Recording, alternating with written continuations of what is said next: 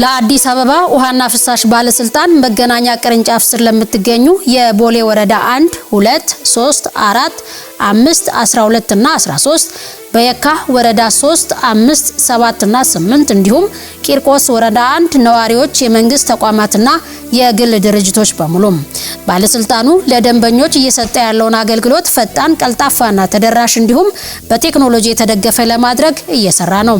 ስራዎችን በቴክኖሎጂ ለመደገፍ ደግሞ ጥራት ያለውና ወቅታዊ መረጃ በእጅጉ አስፈላጊ በመሆኑ ባለስልጣኑ አማካሪ ድርጅት በመቅጠር የደንበኞች ቆጠራ ለማካሄድና መረጃ ለመሰብሰብ የቅድመ ዝግጅት ስራውን አጠናቋል።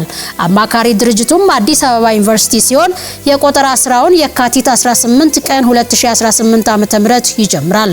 በዚሁ መሰረት ከውሃና ፍሳሽ አገልግሎት ጋር ተያይዘው የሚጠየቁ መረጃዎችን በአግባቡ በመስጠት ግዴታውን እንዲወጡ እየጠየቅን ሌሎች በከተማ አስተዳደር ውስጥ ለምትገኙ ነዋሪዎች ደግሞ የመረጃ ማሰባሰቢያ መርሃ ግብሩን ቀጥለን የምናሳውቅ መሆኑን እንገልጻለን።